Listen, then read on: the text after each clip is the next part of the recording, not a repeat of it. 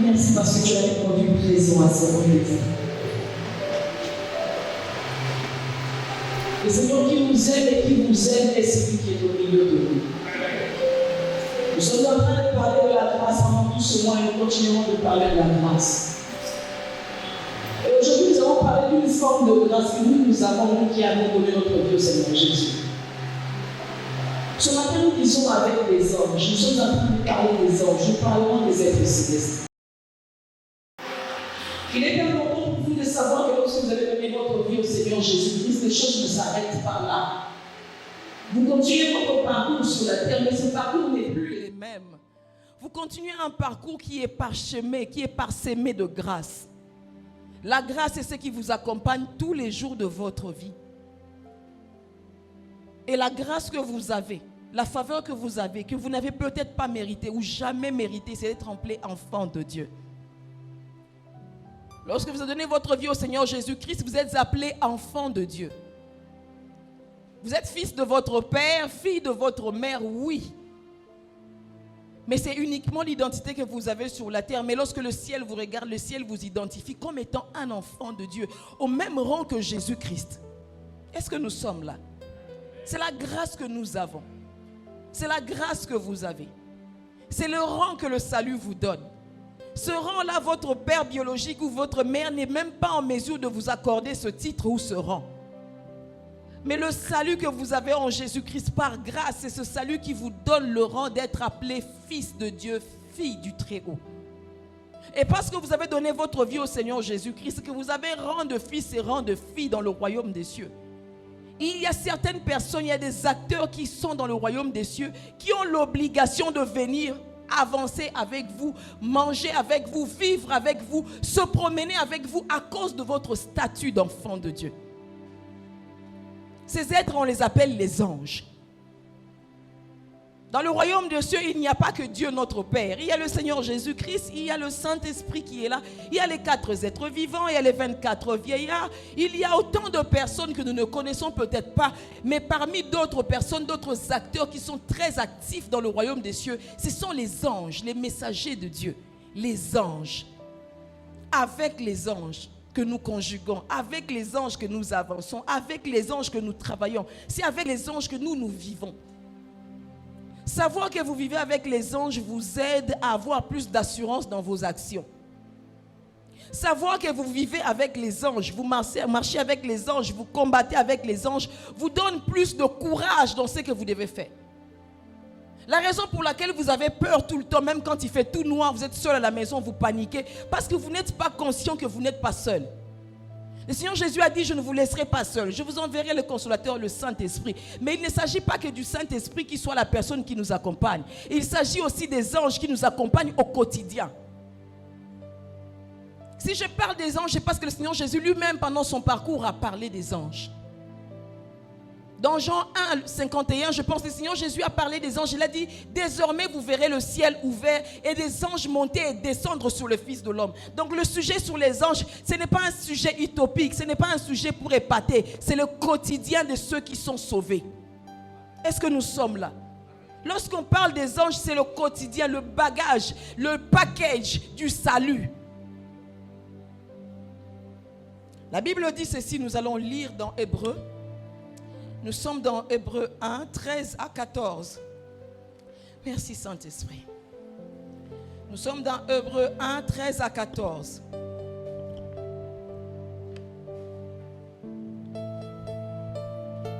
La Bible dit ceci, je lis au nom du Seigneur.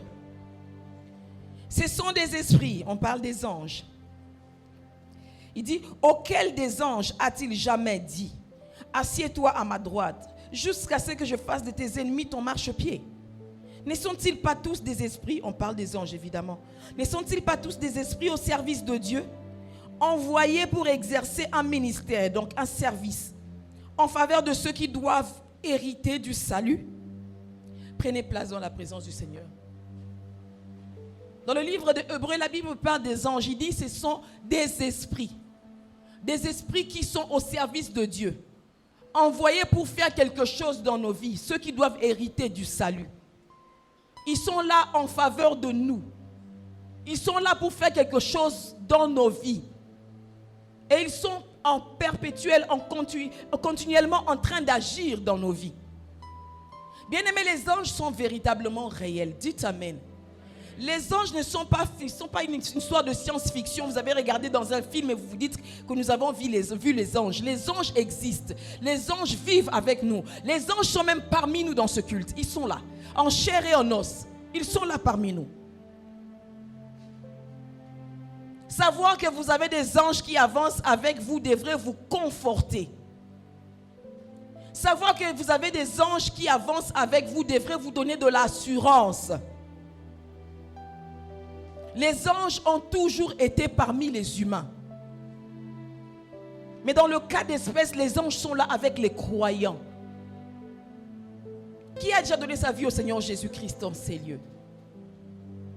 Si tu es croyant, sache que tu n'as jamais été seul, même dans le moment de solitude le plus fort. Tu n'es jamais seul. Les anges sont là pour t'accompagner. Ils sont là pour faire un travail à tes côtés. Les anges sont des créatures comme toi et moi. Raison pour laquelle on ne doit jamais les adorer. Ils sont des créatures, ils sont des esprits. Mais ils peuvent prendre des formes humaines et ils prennent souvent des formes même humaines au milieu de nous. Gloire au Seigneur Jésus.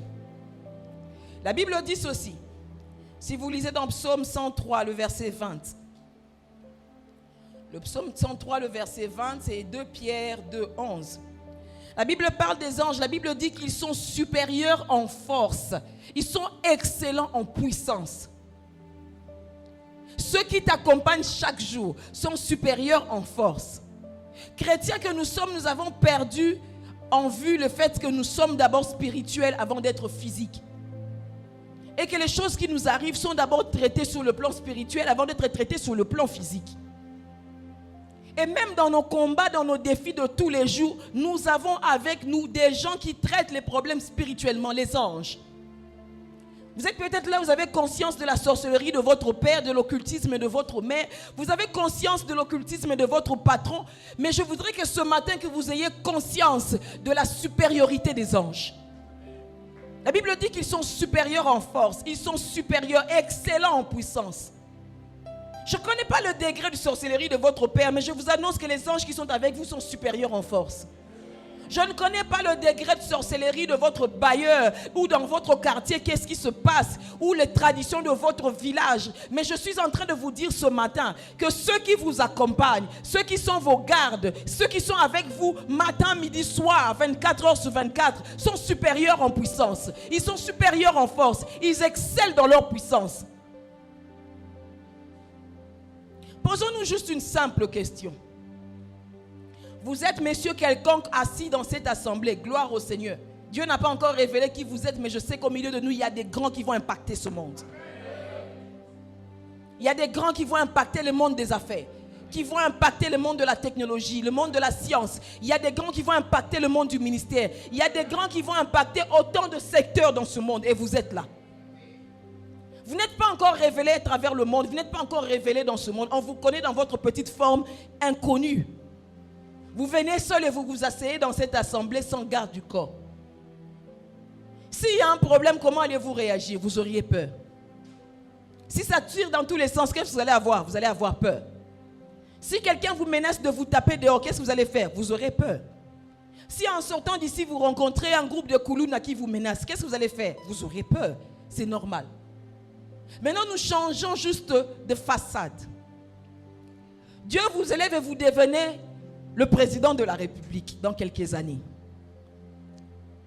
Ce qui sous-entend que vous ne vous promenez plus seul, vous vous promenez avec des gardes républicaines. C'est comme ça dans notre pays.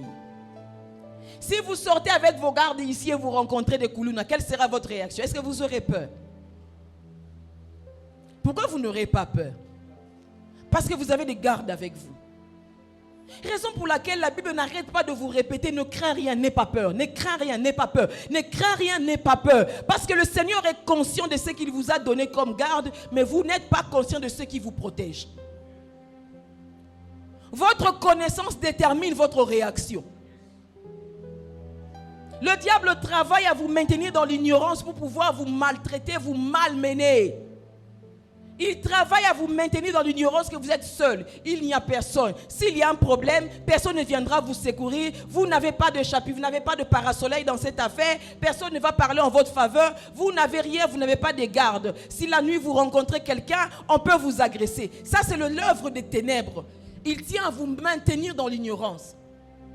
Mais gloire soit rendue à notre Dieu qui ce matin vous dit que vous n'êtes pas seul. Vous êtes très bien accompagnés.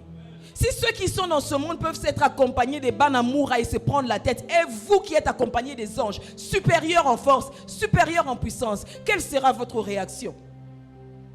Votre courage doit venir sur le fait que, doit provenir sur le fait que vous savez qui vous êtes et qui vous accompagne. Les anges ont reçu pour mission d'être à côté de vous accompagner pour que vous puissiez réussir. Chacun d'entre nous est accompagné d'un ange. Eh oui. Ah oui. Chacun d'entre nous est accompagné d'un ange. Et laissez-moi vous dire une chose, vous qui avez tellement peur du diable, laissez-moi vous dire une chose, le diable ne connaît pas l'avenir. S'il connaissait l'avenir, il n'allait même pas toucher Jésus, il allait le laisser là. Il ne connaissait même pas ce qui allait arriver après. Le diable ne connaît pas ton avenir, n'aie pas peur. N'aie pas peur des sorciers ni des occultistes, ils ne connaissent pas. S'ils connaissaient ton avenir, tu allais mourir le jour de l'accouchement. Si tu es assis là, c'est parce qu'il ne connaît pas ton avenir. Il tente de faire des analyses sur les types d'anges et les types d'activités angéliques qui se trouvent autour de toi. Le diable ne peut pas stopper ta destinée. Il ne peut pas la stopper parce que ceux qui t'entourent sont supérieurs en force. S'il était tout puissant, il n'allait pas être éjecté du ciel. Il a été éjecté parce qu'il n'a pas été plus puissant que les autres. La Bible dit il y guerre dans le ciel. Michel et ses anges combattirent. Le diable aussi avait combattu, mais il n'était pas le plus fort. Il a été éjecté. Ceux qui l'ont éjecté, ce sont ceux qui marchent avec toi. Ceux qui l'ont bousculé, qui l'ont vaincu, qui l'ont jeté dehors, ce sont ceux qui te protègent. Je voudrais que tu arrêtes d'avoir peur pour un rien. Le diable va apparaître. Si je regarde ceci, si je suis dans le ténèbre, si je suis dans le noir, il n'y a pas de courant, il faut que j'allume même la torche de mon téléphone parce que le diable risque d'apparaître. Il n'apparaîtra pas. Ceux qui veillent sur toi ont reçu l'ordre de l'empêcher de faire n'importe quoi sur toi. Les anges sont puissants en force. Ils sont puissants. Ils sont excellents en puissance. Même si tu reçois des menaces, je ne sais de qui te dit qu'on verra si toi tu vas prospérer. On verra si toi tu vas émerger. On verra si toi tu iras de l'avant. Tu peux dire avec moi, j'irai de l'avant. Oh, j'irai de l'avant. Parce que ceux qui m'accompagnent dans cette destinée sont supérieurs en force. Ils ont reçu l'ordre de m'accompagner. Mais qu'est-ce que les anges font exactement dans la vie des gens? Dans votre vie, je parle de votre vie ce matin. Je ne parle pas de la vie de ton voisin. Je parle de toi qui as reçu Christ. Qu'est-ce que les anges sont censés faire? Ou qu'est-ce qu'ils font au quotidien pour que toi qui es assis ici m'écoutes aujourd'hui? Premièrement, les anges nous accompagnent. Ce sont nos compagnons. Ils avancent avec nous. De la même manière que je tiens ce micro et je bouge avec ce micro, les anges bougent avec nous. Lorsque vous avez quitté votre maison pour arriver jusqu'en ce lieu, les anges vous ont accompagné. Ils sont assis avec vous. Vous n'êtes pas seul.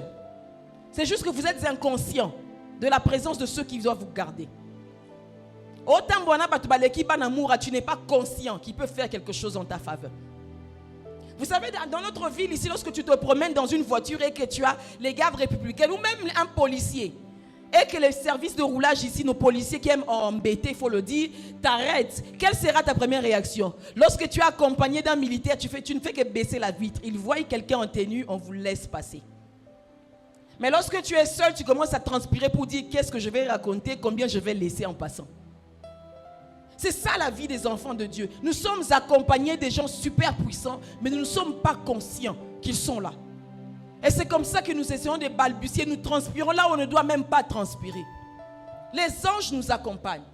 La Bible en parle lorsque vous lisez par exemple dans Apocalypse 22, 9. C'est Jean qui rencontre, l'apôtre Jean qui rencontre un ange. Apocalypse 22, 9. L'ange lui dit, je ne suis que ton compagnon dans le service. Je ne suis que ton compagnon dans le service. Il nous accompagne dans le service que nous sommes en train de faire. Nous sommes tous en train de faire quelque chose pour le bénéfice du royaume. Nous sommes tous en train de faire quelque chose pour que le royaume avance. Et là, je parle surtout de ceux qui sont serviteurs, ceux qui servent le Seigneur, pas ceux qui servent leur ventre, ceux qui servent réellement les intérêts du royaume des cieux. Sachez que vous êtes très bien accompagnés par des anges. Les anges ne s'arrêtent pas uniquement à nous accompagner. Les anges sont aussi des messagers. Les anges sont des messagers. À chaque fois que les anges bougent, c'est parce qu'il y a un message à nous apporter. Si vous lisez la Bible est remplie de manifestations d'anges pour venir dire à Marie que tu as été choisie, la grâce de Dieu t'a localisé, pour venir dire à celui-ci ou celui-là, voilà ce qui va se passer. Les anges sont des messagers. Le mot même ange veut dire messager. Ils apportent des réponses à nos questions. Ils apportent des réponses à nos questions. Plus que de simples messagers, ils apportent des révélations. Vous le lirez dans Apocalypse 1:1. Le Seigneur Jésus est en train de parler. Les anges sont là pour vous apporter des révélations. Vous qui aimez les rêves, sachez que les anges jouent beaucoup de rôles. Ils jouent le rôle de vous apporter les révélations. Les grandes révélations de la vie. Et lorsque les anges se bougent comme ça pour vous apporter des révélations, sachez qu'il s'agit d'une saison cruciale de votre vie pour laquelle le Seigneur a besoin de vous apporter une réponse qui va vous tranquilliser. Plus que de simples réponses, plus que de simples révélations, les anges sont là aussi pour pouvoir nous soutenir, nous fortifier. Bien aimés, les anges ne sont pas là pour pouvoir observer votre vie. Ils sont là pour agir en faveur de votre vie. Votre réussite, c'est la réussite du ciel. Quand vous réussissez, le ciel est en joie. Lorsque vous échouez, le ciel a honte. Quel père aimerait voir son fils échouer? Je ne vois pas. Qui serait fier d'avoir des enfants qui réussissent dans la vie? Exact. Votre réussite, c'est la réussite du ciel. Votre Père est joyeux. Votre Père est content lorsque vous réussissez. Et à cause de cela, il vous envoie des anges qui doivent vous accompagner pour que vous puissiez réussir. Les anges sont là pour vous fortifier. L'exemple clé est l'exemple du Seigneur Jésus-Christ. Quand vous lisez l'exemple du Seigneur Jésus-Christ, l'ange était venu pour le fortifier. Nous sommes dans Luc 22, 43. Le Seigneur Jésus-Christ était dans le jardin de Gethsémani, en train de prier par rapport à l'épreuve qu'il attendait. Il savait que ça allait être très difficile comme épreuve. Alors il priait. Il demandait à son Père, si possible, éloigne de moi cette épreuve, éloigne de moi. N'y a-t-il pas une autre voie pour sauver les humains? Est-ce que je dois seulement souffrir et mourir pour arriver jusqu'à ce point? C'était vraiment effroyable. Mais la Bible dit, un ange apparu du ciel est venu le fortifier. Bien aimé, les anges sont là pour te fortifier. Tu es peut-être venu ce matin, tu penses que tu es venu parce que c'est Pelé Koya. Tu n'es pas venu parce que tu as voulu venir. Tu es venu parce que les anges t'ont fortifié pour que tu viennes. Ton cœur est plein de découragement. Ce que tu attends de Dieu, tu ne l'as pas encore vu. Mais tu te lèves et tu viens encore en ce lieu parce que les anges te fortifient. Tu attends tellement de la part du ciel, tu as l'impression que Dieu tarde. Et tu commences à déprimer, à te décourager, à te lasser, à te fatiguer. Les anges te fortifient. Que les anges du Seigneur te fortifient ce matin. Les anges viennent toujours nous fortifier. Nous fortifier pour que nous puissions avancer. Nous fortifier surtout quand notre combat nous dépasse. Nous fortifier quand les événements nous dépassent. Il arrive toujours dans la vie de chaque personne de rencontrer des événements qui vous dépassent. Où vous n'avez même pas de réponse. Vous ne savez même pas par où commencer. Vous ne savez pas comment ça va se faire. C'est en ce moment-là que les anges interviennent pour venir vous fortifier, vous encourager, vous maintenir dans la foi. Je l'ai raconté au premier service. En 2012, je travaillais quelque part. L'église venait de commencer. Et moi, je travaillais quelque part. Quelques mois après le début de l'église, on m'a donné une lettre de préavis. On nous a prévenu que le projet allait prendre fin et qu'il n'y avait plus de financement pour nous payer tous. Je peux le dire que j'étais vraiment désemparé, découragé, pour ne pas dire que j'ai déprimé. Je ne savais pas par où on allait passer. À l'époque, l'église n'était pas encore en mesure de nous porter. À l'époque, mon salaire pouvait couvrir les charges de la maison et la moitié même des charges de l'église. Nous étions dans la salle Falbob. Ça couvrait la moitié des charges de l'église. Donc c'était un salaire qui était important et pour nous à la maison et pour l'église. Et on m'annonce que le contrat allait s'arrêter parce qu'il n'y avait plus de financement. Je ne savais pas comment j'allais faire. J'étais totalement déchirée dans mon cœur, essayant d'envoyer des CV à gauche et à droite. Comment je vais faire? Comment on va faire? Comment on va faire? Et les enfants, et l'église. Seigneur, comment on va faire? Par où on va passer? Seigneur, qu'est-ce qui va arriver? Autant de questions pour lesquelles il n'y avait aucune réponse. Et je me souviens quelques jours après cette annonce, j'étais tellement déchirée au fond de moi que la nuit, on dormait. À un moment de la nuit, j'ouvre mes yeux. J'ai vu quelqu'un dans notre chambre, il était juste au niveau du pied du lit. Il était adossé sur la fenêtre et il me regardait sur le lit. J'ai ouvert les yeux et je l'ai regardé et la personne me regardait. Sa présence avait inspiré tellement de paix dans mon cœur. Je ne me sentais pas, je ne m'étais même pas sentie effrayée, il y a un étranger dans la chambre. Je m'étais sentie en paix, rassurée. La personne était juste accoudée sur la fenêtre de notre chambre et la personne me regardait. Je ne peux pas vous dire à quoi il ressemblait parce que je n'ai pas vu son visage. Il y avait une sorte de lumière derrière lui qui faisait contre-jour. Je ne pouvais même pas voir son visage. La personne me regardait et j'ai regardé la personne. Et la personne m'a appelé par mon nom. Il m'a dit, Arta, tu es encore là pour 5 ans. Et il a répété, Arta, tu es encore là pour 5 ans. J'ai fermé les yeux, j'ai réouvert, la personne n'était plus là. Je venais de comprendre qu'il y avait une visitation de l'ange pour me fortifier parce que mon cœur était déchiré. C'est le genre de moment où même quand tu ouvres la Bible, tu as l'impression que la Bible ne te parle pas. Dieu est silencieux. Tu as besoin que le ciel te dise quelque chose, mais le ciel ne dit rien. Le Seigneur savait qu'en ce moment-là, même en parcourant, en méditant, mon cœur n'était même plus là parce que j'étais effrayée par l'avenir. Je me disais, comment on va faire? Cet ange a disparu. J'ai gardé cela en mémoire. Quelques mois après, mon préavis était fini. Le dernier jour de mon préavis, je suis allé voir notre chef de mission à l'époque, je me souviens. J'ai frappé à sa porte, je suis entré. Je lui ai dit, messieurs, c'est juste pour vous dire au revoir, c'est mon dernier jour de prestation. Le monsieur me regarde, il me dit, tu vas où?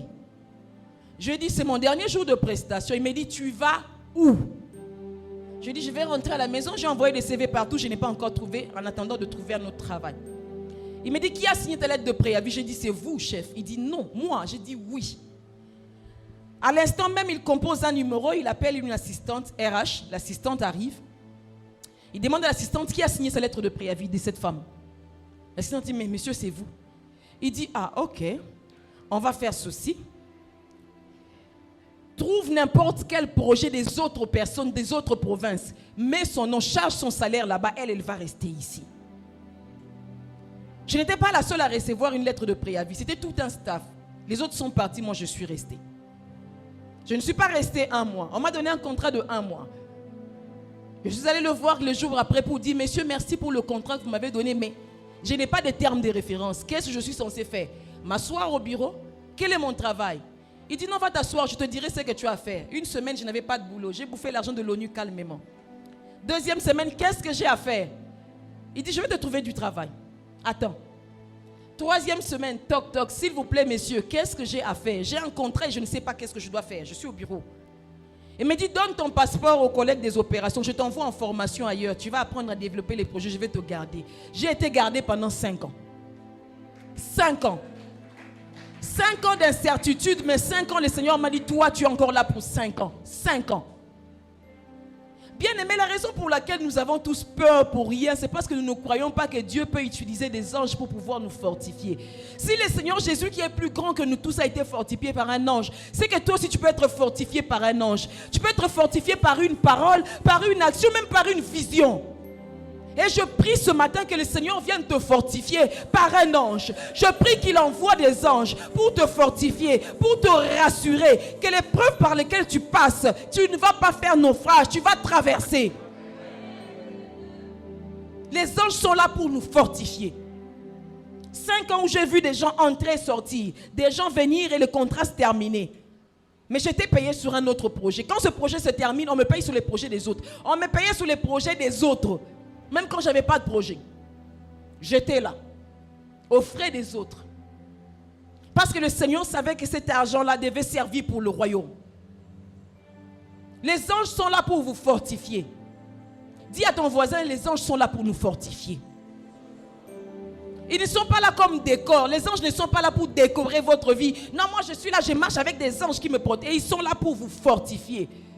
Lorsqu'il y a des moments durs, des moments d'épreuve, des moments que vous ne pouvez pas expliquer, vous manquez des mots pour expliquer ce par quoi vous passez, sachez qu'il y aura toujours quelqu'un qui va vous fortifier. Il s'appelle un ange. Vous vous sentirez découragé à 7 heures, mais à 8 heures, vous mettez quand même la veste et vous sortez encore. Vous vous sentez un peu fortifié. C'est parce qu'il y a un ange qui fait ce travail-là. Pas seulement vous fortifier, les anges sont là aussi pour vous protéger. Dites avec moi, nous protéger. Nous protéger. Bien aimé, la raison pour laquelle j'aime toujours le dire, la raison pour laquelle tu ne fais pas d'accident, ce n'est pas que tu sais conduire mieux que nous tous. Tu penses que tous ceux qui rencontrent des accidents, qui font des accidents, conduisent moins bien que toi. Ah. Les anges sont là pour te protéger. Combien de fois n'as-tu pas senti une lourdeur dans tes jambes? Tu voulais sortir, tu sens juste une lourdeur et puis bon, je vais sortir même dans 10 minutes plus tard. Tu penses que c'était l'effet de toi-même? Combien de fois tu voulais entrer dans un taxi, tu as senti juste ton cœur battre, tu t'es senti en insécurité, tu es descendu. Tu penses que c'était ton travail à toi? C'est le travail des anges. Ils savaient très bien que dans ce taxi, ta vie sera en danger. Même quand les transports sont difficiles, combien de fois tu essaies d'entrer dans un taxi, c'est déjà plein, tu n'as pas de place. Ne murmure pas, dis merci au Seigneur. Les anges te protègent. Les anges sont là pour veiller à notre sécurité. Ils sont là pour veiller à ta sécurité. Arrête d'avoir peur lorsque tu sors de chez toi. Il y a des gens qui ont peur de rien et de tout et de rien. J'ai peur. J'ai peur. Tu as peur de quoi? Tu as peur de qui? Même si tu éteins la lumière, je dormirai sans problème. Je n'ai pas peur du noir. Je suis conscient de la présence des anges. Pas seulement des anges, mais supérieurs en force et excellents en puissance. Conscient de ceux qui sont avec moi. Cette connaissance vous donne le courage d'avancer, de faire des choses que les autres ne peuvent pas faire. La Bible dit ceci sur les anges qui nous protègent. Nous sommes dans Psaume 91, 11 à 12.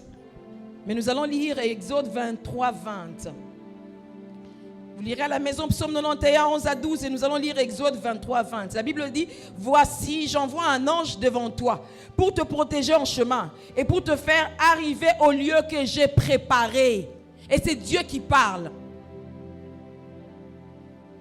À chaque fois que tu quittes ta maison pour aller vers un autre lieu, sache que tu n'es pas seul. Il y a un ange qui est avec toi. Il y a un ange qui te protège. Ils ont reçu pour mission de te protéger. Et moi, j'aime toujours dire, si l'ange ne m'a pas bien protégé, de toute façon, mon père va le gronder. Si toi, l'ange, le même qui a été affecté à ma protection, tu ne fais pas bien ton boulot, de toute façon, mon père va te gronder. Ah oui, de toute façon, votre père dans le ciel va gronder l'ange qui n'a pas bien fait son boulot, vous n'avez pas idée. Ils ont l'obligation des résultats. Ils doivent donner des résultats sur votre vie.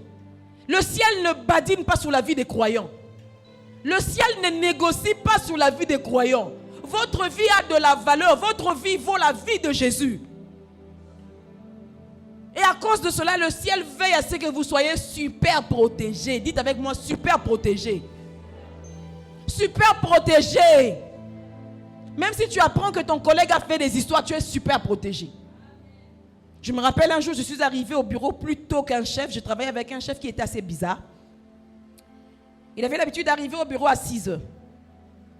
Et ce jour-là, je ne sais pas comment Dieu a fait grâce, nous sommes sortis, il n'y avait pas d'embouteillage. Je suis arrivé au bureau avant lui, lui avait, je pense, une crevaison. Quand j'arrive, les gardes me disent que le monsieur a quitté le dernier et il est en train de faire des choses pas bien au bureau. J'arrive devant l'entrée parce qu'on partageait les mêmes bureaux, lui et moi. Il était chef de projet à l'époque. J'arrive devant le bureau, je trouve des histoires pas bien. Il avait brûlé des cafards. Il a pris des cafards et il a brûlé devant l'entrée et il les a étalés devant la porte de notre bureau. Quand je suis arrivé, j'ai vu cela. Il y avait un autre collègue qui venait d'arriver au même moment que moi. Quand il a vu ça, il a dit hé, maman, n'entre pas, n'entre pas. Ça veut dire que ce monsieur a fait des histoires pas bien. Si tu entres, ça va t'atteindre. J'ai dit, ça va atteindre qui? Moi. J'ai ouvert et je suis entré, j'ai pris les balais, j'ai enlevé ça. La raison pour laquelle tu as peur pour n'importe quoi, parce que tu ne sais pas que tu es super protégé. La Bible dit on jette le sort sous le pan de la robe, mais la décision vient de l'Éternel. C'est Dieu qui décide sur ce qui doit m'atteindre. C'est Dieu qui décide sur les choses qui doivent t'atteindre. C'est Dieu qui décide sur le malheur qui peut arriver dans ta vie. Tu es super protégé. Tu n'as pas besoin d'aller voir un féticheur pour avoir quelque chose qui va garantir ton travail et ta promotion. Tu as les anges qui garantissent toutes choses à tes côtés. Tu as la protection du ciel lui-même. Tu as les anges qui veillent sur toi. Et des fois, je l'ai dit au premier service, il y a des gens qui viennent à la maison, ils te voient, ils te trouvent avec une bouteille de gaz et tout ça. Ils te disent, tu cuisines avec le gaz. Oui, mais c'est dangereux le gaz. Ça peut exploser la maison. Je dis, tu penses que dans cette maison, ça va exploser? Tu ne sais pas qui sont ici, hein? Tu ne sais pas avec qui j'habite. Je ne suis pas seul. Si ça doit exploser, ce sera chez les voisins que ça va exploser. Pas ici. Il y a des choses qui ne sont pas permises d'arriver dans ta vie parce que tu es super protégé. Il y a des choses qui ne devraient pas arriver et qui ne vont jamais se produire parce que toi, tu es super protégé. Dis avec moi, je suis super protégé. Arrête de croire que ce qui touche tout le monde va te toucher. Ah, il y a l'épidémie. Ah, il y a la pandémie. Ah, il y a telle chose. Qui te dit que tu es obligé d'être touché par ces choses? Tu es protégé. Protégé contre les insécurités, contre la méchanceté, contre la sorcellerie. Protégé contre les maladies, les pandémies, les épidémies. Tu es protégé. Imaginez-vous simplement que le fils de notre président aujourd'hui, il sort avec les gardes républicaines Banamoura et un problème lui arrive, quelqu'un le gifle. Est-ce que vous imaginez le dégât? Le fils du président qui sort dans la rue, il se promène pour faire des achats et quelqu'un le gifle, quelqu'un le tape et le Banamour a été distrait. Qu'est-ce qui va arriver? Le président va gronder qui? Le fils ou les gardes? Ils vont rester 15 jours cloués quelque part et chicoter s'il le faut. Si t'arrive un malheur, sache que les anges ont des ennuis. Ah oui, ah oui. Si t'arrive un problème, retiens avec moi, il ne m'arrivera rien. Dis avec moi, il ne m'arrivera rien. Il ne t'arrivera rien. Dis avec moi, il ne m'arrivera rien. Il ne peut rien t'arriver parce que les anges ont l'obligation de veiller à ce que le malheur ne t'atteigne pas. Et même si le malheur t'atteint, la Bible dit, le malheur atteint souvent les justes, mais l'Éternel en délivre toujours. Voilà pourquoi je dis encore que les anges ont l'obligation de te délivrer. Les anges ont l'obligation de te délivrer. Si t'arrive un problème, ils doivent venir te délivrer. L'histoire de cela est dans la Bible. Nous sommes en train de lire cela dans Acte 12. Vous lirez à la maison Acte 12, 5 à 10. Nous sommes aussi dans Daniel 6, 22. Les anges ont l'obligation de délivrer les croyants. Daniel dans la fournaise. Les compagnons de Daniel. Daniel est dans la fosse au lion. Les compagnons de Daniel dans la fournaise. Pierre en prison. Paul et Silas en prison. Qu'est-ce qui s'est passé? Les anges sont venus les sortir de là. Si tu te trouves dans une situation délicate, où tu as l'impression que la main de Dieu est devenue courte pour agir, je t'annonce ce matin que les anges te délivrent en ce jour. Je t'annonce que les anges te délivrent en ce jour. Les anges ont l'obligation de te sortir de ce problème-là. Ça fait partie de leur capacité. Ils excellent en force, ils sont excellents en puissance. Bien aimé, être conscient qu'il y a des gens pareils que Dieu lui-même a affectés à ta personne pour te délivrer, te protéger, te soutenir, te fortifier. Je le dis et je le répète encore. Notre Dieu mérite toute notre acclamation. Notre Dieu mérite toute notre acclamation. Ton Dieu mérite ton acclamation. Abba, Père mérite ton acclamation. Il mérite que tu l'acclames. Parce que toi-même, tu n'es pas en mesure de veiller sur toi tel que lui a prévu. Tous les paramètres de ta vie sont couverts. Protection, fortification, sécurité, tout ce que tu veux, délivrance, même s'il y a un problème, on vient te délivrer de là. Notre Père mérite que tu l'acclames. Et c'est dans le nom de Jésus que nous avons ainsi acclamé. Notre Dieu mérite toutes ces choses. Vous savez combien ça devrait nous coûter de payer pour un tel service? 24 heures sur 24. Trouvez les services de sécurité qui peuvent vous garantir une telle protection et une telle délivrance 24 heures sur 24. Nous avons eu des gens de sécurité à la maison, ils dorment. Nous avons eu des gardiens qui dormaient à la maison. On sort à 1h du matin, le gardien dort. Et il dort complètement et il ronfle. Tellement qu'il ronfle, Daddy est allé voler ses chaussures. Daddy a pris ses chaussures, ses habits, il a mis ça à la maison. Le matin, le gardien se réveille, il n'a ni chaussures ni habits de rechange. Il ne sait pas par où demander, par où commencer et à qui demander. Il fait juste un rapport qu'il y a un voleur qui est entré dans la parcelle et qui m'a volé. 2 jours après, on lui a rendu ses affaires pour lui dire combien tu dors. Nous, on ne dort pas. Mais toi qui devrais nous protéger, nous sécuriser, tu dors. Tu as des anges qui ne dorment pas. Attaquer le jour, il te protège. Attaquer la nuit, il te délivre. Ça, c'est l'œuvre de la croix qui t'a accordé ça. La grâce que tu as d'être enfant de Dieu t'accorde ce privilège d'être super protégé. Je le dis tout haut et je n'ai pas honte de le dire. Les anges me protègent. Et s'il y a un problème, si par hasard, même pas par hasard, si par hasard, le diable a de l'avantage sur moi, les anges vont me délivrer. Ils m'ont toujours délivré et je n'ai pas honte de le dire. Je me rappelle, il y avait une mission de service, j'aime toujours le raconter. Les œuvres de Dieu doivent être témoignées. Il y avait une mission de service, on m'avait aligné. Et 2 jours avant le vol, 2-3 jours je pense avant le vol, on change de nom. Brusquement, on met le nom d'un autre collègue. On avait commencé le boulot le même jour avec lui. On a mis son nom. Ah, gloire à Dieu. J'ai dit, Seigneur, j'espérais vraiment avec cette mission, ça allait me rapporter quelque chose de bien quand même. Bon. Rien n'est perdu, Dieu est toujours sous son trône. Le collègue le vendredi est venu me dire au revoir. Avant de prendre l'avion, il m'a appelé. Il est monté. En arrivant à Kisangani, l'avion s'est crashé, le collègue est parti. Je le dis toujours tout haut, les anges sont là pour me délivrer. Ils me délivreront toujours. Et ils sont là pour te délivrer. Tant que je n'ai pas fini mon crédit, ils vont me laisser passer mes appels sur la terre. Tant que tu n'as pas fini le crédit, la raison pour laquelle Dieu t'a sauvé et te laisse vivant, les anges vont veiller à ce que tu sois rechargé, que tu passes tous tes appels sur la terre. Arrête d'avoir peur de tout le monde. Je respecte les gens, mais je n'ai pas peur des gens. J'ai du respect pour tout le monde. Mais je n'ai pas peur des gens. Je suis convaincu que ceux qui m'accompagnent auront de sérieux ennuis s'ils ne font pas bien leur boulot. Ah oui, j'ai toujours roulé à Kinshasa, je n'ai jamais connu d'accident. Non pas parce que je roule bien, parce qu'ils ont reçu l'ordre de me garder. Et ils ont reçu l'ordre de te garder, qu'il n'y ait pas de dommages sur ta vie. Ça, c'est l'œuvre des anges. Les anges sont aussi là pour te ravitailler. Ils sont là pour t'approvisionner. Quand tu ne sais pas par où commencer, tu ne sais pas comment vous allez manger le matin, sache qu'il y a un ange qui passera par là. Ah oui, ah oui, ah oui. Dieu passe par des hommes et Dieu passe par des anges qui prennent la forme physique pour venir nous bénir. Nous, on a déjà reçu des enveloppes, quelqu'un passe à la maison, je ne le connais pas. Il donne juste une enveloppe et dit, donnez au pasteur Alf. Quand je demande le nom, il ne le connaît pas. On ne le voit pas, on ne l'a jamais vu, on ne l'a pas vu avant, on ne l'a pas vu après. Et ce genre d'action se passe toujours quand il n'y a plus rien. Quand nous sommes en détresse, les anges viennent nous ravitailler. Si vous le lisez dans Matthieu 4:11, le Seigneur Jésus-Christ, lorsqu'il a jeûné, lorsqu'il a été tenté, après avoir été tenté par le diable, la Bible dit que les anges sont venus pour le servir. Et la version Parole de vie dit que les anges sont venus pour lui donner à manger. Les anges ne sont pas là seulement pour ta sécurité, ils sont aussi là pour les intérêts de ton ventre. Ah! Quel père laisserait ses enfants affamés sur la terre?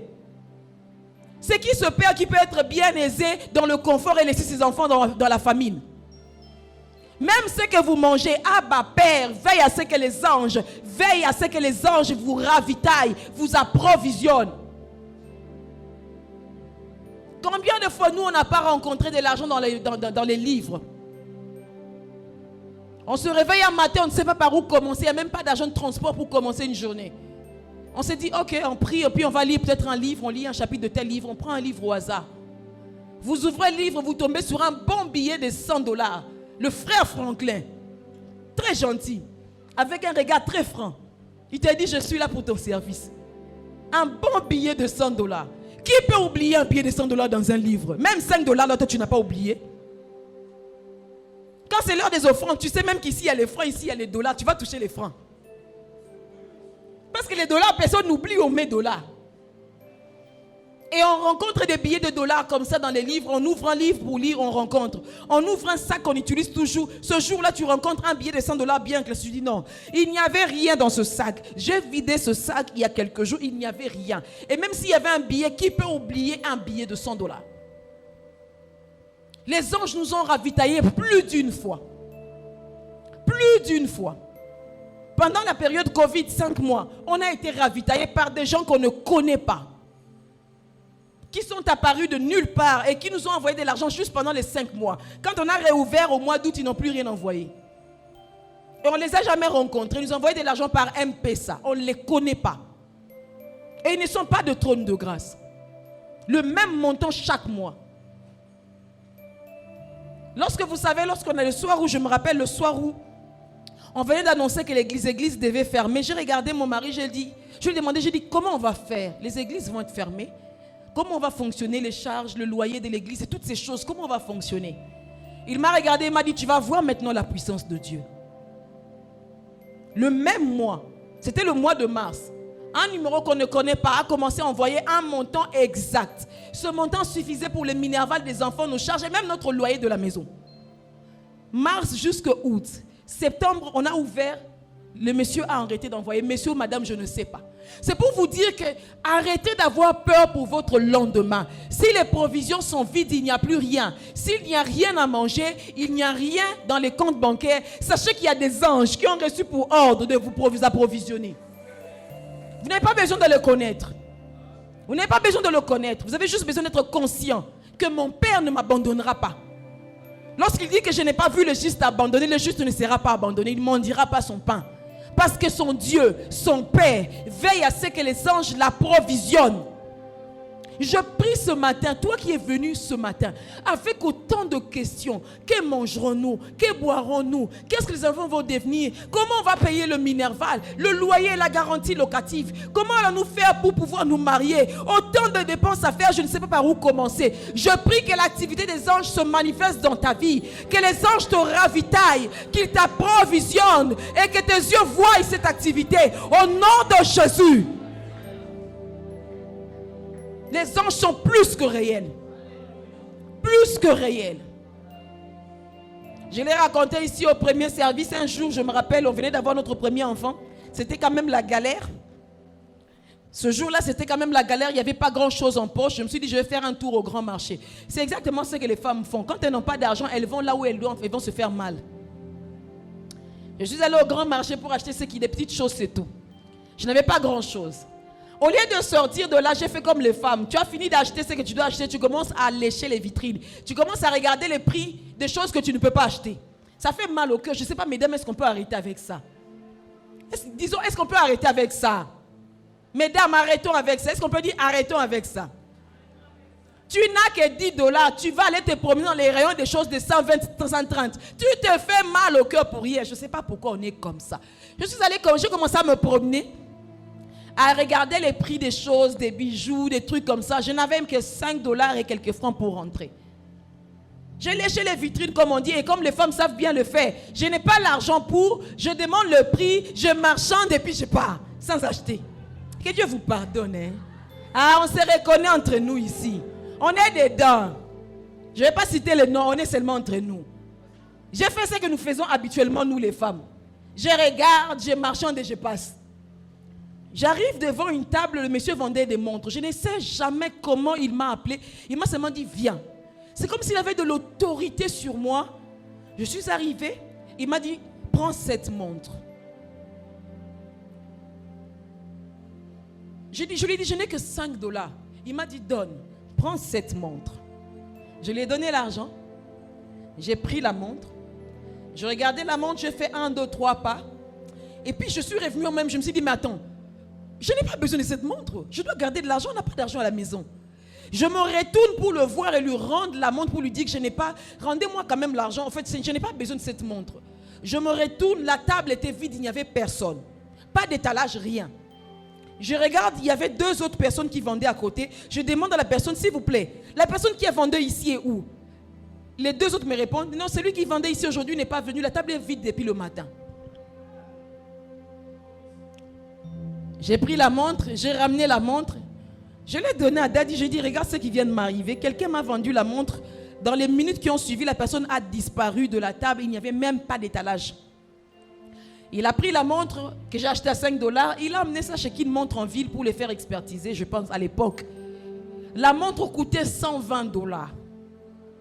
Celle que j'avais achetée à 5 coûtait 120. Donc vous imaginez quand on l'a revendu à un prix meilleur. Les anges ont toutes les astuces, tous les moyens possibles pour vous approvisionner, pour vous ravitailler. Quand vous n'en avez pas, quelqu'un va passer vous donner. Même si quelqu'un ne passe pas vous donner, quelqu'un va vous donner quelque chose qui aura de la valeur. Lorsque vous le revendez, vous obtenez autre chose en retour. Bien-aimés, laissez-moi vous dire une chose. Dieu n'a jamais failli. Dieu n'a jamais failli. Plus que cela, Abba Père ne faillira jamais. Il est au contrôle de toutes choses. Il est au contrôle. Même quand il n'y a plus de farine et d'huile, il est au contrôle.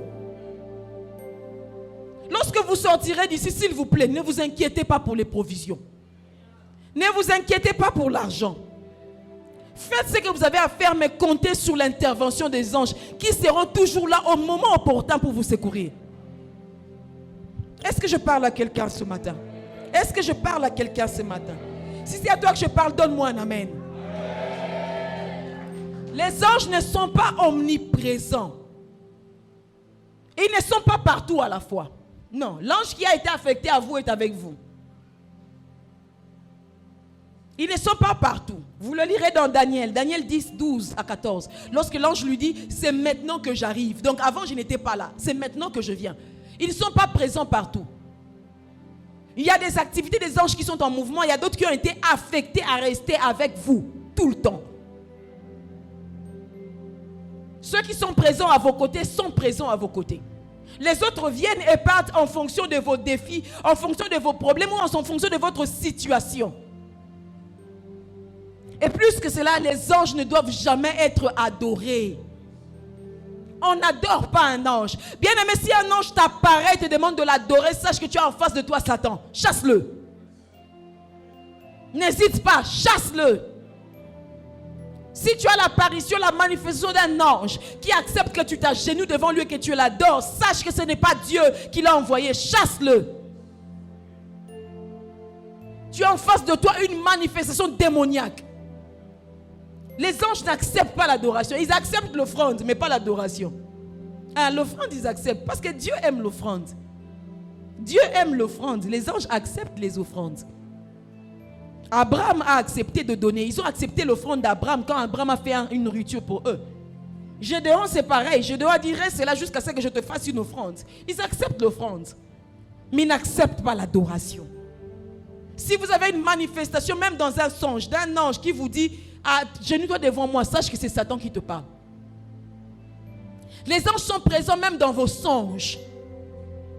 Combien d'entre nous n'ont pas eu des visions ou des songes dans lesquels tu es dans une vision où quelqu'un te parle, mais tu ne sais pas qui te parle. C'est un ange qui te parle.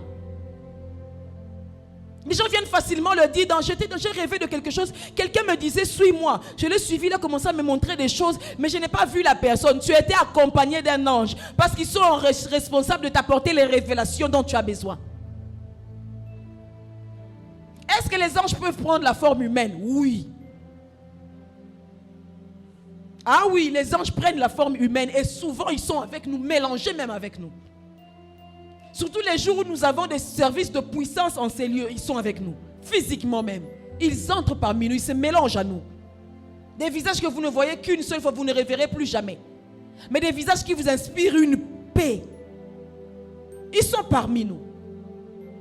Je me souviens, je l'ai raconté encore au premier service, un jour, nous venions d'aménager dans une maison et il y en avait un groupe, un grand groupe comme celui de l'église. Et notre groupe venait de prendre feu, comme le groupe de l'église qui a pris feu aussi. Ce jour-là, le groupe avait pris feu. On essayait d'éteindre le feu, mais le feu avait pris de l'ampleur parce qu'on avait fait le plein de carburant. J'étais enceinte de mon cadet. Je suis sortie pour demander de l'aide. J'ai frappé chez les voisins. On était nouvellement installés, donc on ne connaissait personne dans le quartier. Je commençais à frapper chez les voisins pour demander du secours parce que le groupe avait pris feu chez nous à la maison. Et c'était sous le point même de brûler le plafond de la maison. Malheureusement, ceux qui étaient venus là, comme tous les Quinois, ils viennent pour filmer. Je ne comprends pas vraiment pourquoi les gens fonctionnent comme ça. Ils étaient venus non pas pour nous assister, mais pour filmer. Et en courant dans la rue, je rencontre un monsieur qui venait de se garer. Je ne le connais pas, il était habillé en robe blanche. Vraiment robe blanche avec sandales. Tu te souviendras encore de ce jour-là. Le monsieur était habillé en robe blanche et sandales. Je pense qu'il était 19h. Il m'a vu courir avec un gros ventre, Il me demande, madame, qu'est-ce qu'il y a? J'ai dit, notre maison est en train de prendre feu. On cherche l'extincteur dans la rue, mais personne n'a l'extincteur. Il m'a dit, montrez-moi où est la maison. Nous sommes allés avec lui, nous sommes entrés. Il a écarté les gens qui étaient là en train de regarder le spectacle. Le groupe était en train de prendre feu d'une manière spectaculaire. À peine il était arrivé, il a juste avec son pied balancé sur le grand groupe s'est renversé. Il a ouvert là où se met la batterie et il a arraché la batterie avec tout le feu. Il a arraché la batterie. Il a dit maintenant mettez du sable, tout va s'arrêter. On a commencé à mettre du sable, tout s'est arrêté. On se retourne avec Papa Alf, il n'était plus là. Les anges ont toujours été là pour te dire que Dieu ne va jamais faillir. Jamais, jamais faillir. Même quand tu te trouves dans une situation inconfortable, dis-toi que Dieu va envoyer le secours. Les anges vont venir en mon aide. Les anges viendront toujours à ton aide. Ils prennent la forme humaine. Ils sont des esprits, mais ils prennent la forme humaine. Ils peuvent même manger avec vous. Parce que ceux qui ont visité Abraham ont mangé. Les anges sont avec nous. Pendant que je parle, ils sont avec nous. Ils sont en train de faire leur travail. Les invisibles et les visibles. Ils sont parmi nous. Ils viennent s'assurer que la parole de Dieu soit témoignée convenablement. Que Dieu soit reconnu dans ses œuvres. Voilà la raison pour laquelle nous ne devons pas échouer. Ils viennent s'assurer que notre victoire soit effective pour que Dieu soit reconnu comme véritable. Alors comment activer justement le service des anges? Qu'est-ce que tu dois faire pour que les anges s'activent dans ta vie? Chacun d'entre nous, je l'ai dit, a un ange qui l'accompagne. Mais il y a des lieux spécifiques où les anges sont là même quand personne n'est là. Nous sommes entrés ici, chacun avec mon amour, Anna, et tout le monde est entré avec son garde du corps, un ange. Mais avant même d'arriver à ces lieux, il y a des anges qui étaient là et qui restent en permanence. Les anges, vous les trouvez dans tout lieu qu'on appelle un Bethel, la maison de Dieu. La maison de Dieu n'a pas besoin que tu viennes avec ton ange pour qu'il y ait des anges. Il y a continuellement un mouvement de montée et descente. Là où se trouve le Fils de l'homme, là où se trouve la maison de Dieu. Raison pour laquelle quand vous entrez en ces lieux, n'entrez pas comme si vous êtes venu dans un bar. Entrez dans un lieu qui apporte des réponses et des solutions. De la même manière qu'il y a une concentration de démons dans les boîtes de nuit, il y a une concentration d'anges dans la maison de Dieu. C'est ici la maison de Dieu. Ces lieux est redoutable. En ces lieux, il y a la transformation, il y a la guérison, il y a la délivrance, il y a la restauration, il y a le salut, il y a la liberté. Si vous cherchez des anges, venez, vous allez en trouver toujours ici. En permanence. En permanence. Et je peux vous l'assurer, des grandes visions, moi je les reçois quand je dors ici. Ah oui. Des visions, j'en reçois, mais quand je dors ici, papa le fait témoin. Les grandes visions, je les reçois quand je dors ici. Parce qu'il y a un mouvement continuel, il y a un mouvement qui ne se stoppe jamais. Il y a un mouvement d'ange dans la maison de Dieu. Entrez dans la maison de Dieu avec beaucoup de respect, beaucoup de révérence, beaucoup de considération. Parce qu'en ces lieux, il y a ceux qui ont été mandatés pour vous toucher, vous transformer, vous consoler, vous fortifier. Ils sont nombreux avec nous ici. Pour activer les anges, vous devez prier. Une personne qui prie active autant d'anges que possible. Tu as un ange qui t'accompagne, oui, mais quand tu pries, tu actives des légions. Tu as un ange qui t'accompagne, oui, mais quand tu pries, tu actives des légions d'anges que tu ne peux pas contrôler. Tu ne peux pas compter. Et Seigneur Jésus dit ceci. Là, nous sommes dans Matthieu 26, 53. Matthieu 26, 53.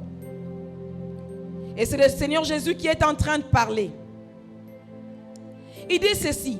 Il dit, penses-tu que je ne puisse pas invoquer mon Père? Une autre version dit, prier mon Père. Penses-tu que je ne puisse pas invoquer mon Père qui me donnerait à l'instant plus de 12 légions d'anges? Plus de 12 légions d'anges. Penses-tu que je ne puisse prier mon Père qu'il ne me donnerait pas demain? Pas après-demain, à l'instant même. De la même façon que Dieu aime Jésus, c'est de la même manière qu'il t'aime aussi. Jésus a dit que nous ferons des œuvres plus grandes que lui. Si par une simple prière, Jésus pouvait activer plus de 12 légions d'anges, penses-tu qu'avec ta prière, tu peux activer combien? Bien-aimé, tu veux vivre, tu veux expérimenter la manifestation des anges dans le spirituel, dans le monde physique. Prie. Dis à ton voisin, prie. Prions. Ne ratez jamais une opportunité de prier. Vous lamenter ne vous apportera rien. Pleurnicher ne vous apportera rien. Prier va activer des légions d'anges qui viendront pour vous délivrer, vous fortifier, vous protéger, vous ravitailler. Acceptez le sacrifice de prier. Même pour 5 minutes, prie. Prie. Si quelqu'un te décourage pour que tu ne pries pas, sache que c'est une personne qui ne t'aime pas. Je peux te donner l'argent aujourd'hui, tu vas l'utiliser le soir, tu n'auras plus rien. Mais si je te montre comment prier, tu seras garanti toute ta vie. Priez pour activer des légions d'anges. À chaque fois que tu pries maintenant, je voudrais que tu sois conscient d'une chose. C'est que lorsque tu te mets à genoux et que tu commences de prier, ne te dis pas que je suis en train de perdre mon temps, je prie 2 minutes. Dis-toi que maintenant là même, ma cambrasso les bandits. Quand je commence à prier, les véritables affaires commencent. Les business du royaume ont commencé. Il y a transactions. Il y a des anges qui montent, qui descendent. Il y a des réponses. Il y a la provision. Il y a le ravitaillement. Il y a la sécurité. Il y a la délivrance. Dis-toi que quand tu pries, les véritables choses commencent en ce moment-là. Sais-tu pourquoi le diable ne te laisse jamais prier? Tu peux regarder un match de foot 2 heures, regarder même les commentaires, mais tu ne pries pas. C'est lui. Sais-tu pourquoi tu peux chatter pendant 1 heure et ne même pas prier pendant 10 minutes? Maintenant, tu comprends pourquoi tu peux causer pendant 4 heures et ne même pas être en mesure de prier. Tu comprends pourquoi tu ne viens même pas les vendredis pour pouvoir venir à la tempête de prière. Tu comprends maintenant. Le diable retient tes pieds parce qu'il sait que le jour où tu vas commencer à prier, à vibrer, les anges vont descendre avec une vitesse que tu ne pourras pas gérer. Si jusqu'à ce jour, tu n'as jamais compris l'importance de prier, je t'annonce que lorsque tu pries, il y a des légions d'anges qui montent et qui descendent. Alors prie. Ne dis pas que je n'ai pas le temps, je travaille. Je l'ai toujours dit sans honte. Moi, quand je travaillais dans le séculier, je priais dans les toilettes. J'avais bâti mes hôtels de prière dans les toilettes. Parce que dans les bureaux avec mes autres collègues, je ne pouvais pas prier à haute voix. Je ne pouvais pas prier. Ce que je faisais, c'est que je m'éloignais, je m'écartais quelques instants, je m'asseyais sous la cuvette dans la toilette et je commençais à vibrer. Je vibrais, je priais là. Et même quand j'avais des problèmes, je voyais toujours les anges venir solutionner mes problèmes. Je prie. Priez sans cesse. Priez n'importe où. Priez. C'est parce qu'on semble la terre. Le jour où tu comprendras que lorsque tu pries, tu es ravitaillé, tu ne vas pas permettre à ta vie de fonctionner sans prière. Prie pour entrer dans ta saison. Il y a des mouvements d'anges qui vont se produire vers toi. Quand tu vas commencer à prier, ta saison va s'ouvrir grandement. Prie pour entrer dans ta saison. Tu as suffisamment demeuré dans les mêmes problèmes. Tu as suffisamment pleuré. Tu as suffisamment quémandé. Tu as trop demandé aux gens. Tu as suffisamment déshonoré, maltraité ou même humilié. Tu veux continuer avec l'humiliation? Qu'est-ce qu'on va faire? On va prier. Et si tu pries, tu ne vois rien. Jeûne. Daniel a prié et a jeûné. Lorsqu'il a eu seulement à cœur de s'humilier, de prier et de jeûner, la Bible dit Gabriel a été envoyé. Et pendant tout le temps où Gabriel est en train de jeûner, Michael est venu en renfort. Lorsque tu pries, il y a des anges qui descendent. Et si jamais le combat est très fort, sachez que lorsque tu associes avec le jeûne, il y a des anges plus puissants, il y a des archanges encore plus puissants qui viennent en renfort. Priez et jeûnez. Ne ratez jamais l'occasion de jeûner, bien-aimé. Ne ratez jamais l'occasion. Et pour activer le ministère des anges, déclarez la parole de Dieu. Ne déclarez pas le proverbe de votre village. Mon père a toujours dit, faire ceci, ça conduit à cela. Ne dis pas ce que ton père a dit. Déclare ce que la parole de Dieu a dit. Déclare ce que la parole de Dieu te dit. Raison pour laquelle tu dois lire la parole de Dieu. Les anges obéissent à la voix de Dieu. Et la voix de Dieu, c'est la parole de Dieu. Lorsque tu prononces ce que la Bible dit sur la parole de Dieu, que tu le veuilles ou pas, les anges s'exécutent. Quand un enfant est malade, je dis, je n'aurai pas d'enfant pour le voir périr. Ce n'est pas ma phrase, c'est une phrase de la parole de Dieu. Lorsque je ne vois pas clair, je dis, la Bible dit, dites que le juste prospérera, car il jouira du fruit de ses œuvres. Je dis ce que j'ai vu là-dedans.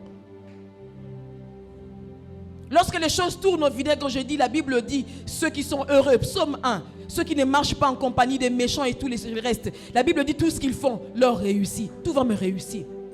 Je prononce la parole de Dieu et les anges s'exécutent dans cela. Nous allons faire quelque chose ensemble ce matin. Nous allons faire ce que nous n'avons pas l'habitude de faire quand les choses vont mal. On va simplement prier. Je voudrais que tu te lèves là où tu es. La raison qui t'a conduit à être là, tu la connais. Je ne la connais pas, à moins que le Saint-Esprit ne me la révèle. Mais je sais que tu es mieux placé pour toi-même prier pour ce qui te dérange. Est-ce ton travail, ta famille, ta femme, ton mari, tes enfants, tes affaires, ta carrière, ton ministère, ta santé? Qu'est-ce qui te dérange?